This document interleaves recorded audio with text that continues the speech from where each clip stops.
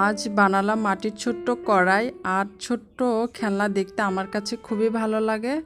অনেক আপুরা আমাকে বলে খেলনাগুলা কিভাবে বানিয়েছেন।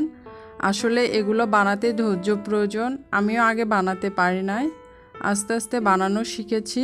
একটুখানি চেষ্টা করলে তোমরাও আমার মতো এই সুন্দর খেলনাগুলো বানাতে পারবে। ছোটবেলায় এইসব খেলনা দিয়ে আমরা খেলতাম। এই সব খেলনা বানাতে আমি বেশিরভাগ এঁটেল মাটি ব্যবহার করি, আঠালোযুক্ত মাটি, তাহলে বেশি সুন্দর হয়। খেলনাগুলো বানাতে ইজি হয়।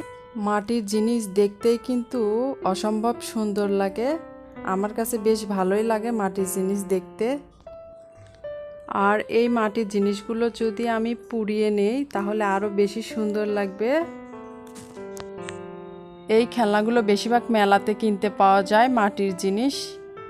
আর আমি ছোটোবেলায় অনেক কিনেছি মেলাতে যেয়ে এই খেলনাগুলা। তখন জানতাম না যে মাটি দিয়ে বানিয়ে পুড়লে এইসব খেলনা হয়। গল্প করতে করতে প্রায় আমার কড়াই বানানো শেষ। আর আমার এই ছোট্ট কড়াইটা তোমাদের কাছে কেমন লেগেছে অবশ্যই কমেন্ট করে জানাবে। এরকম আরও ভিডিও পেতে চ্যানেলটি সাবস্ক্রাইব করে রাখবে।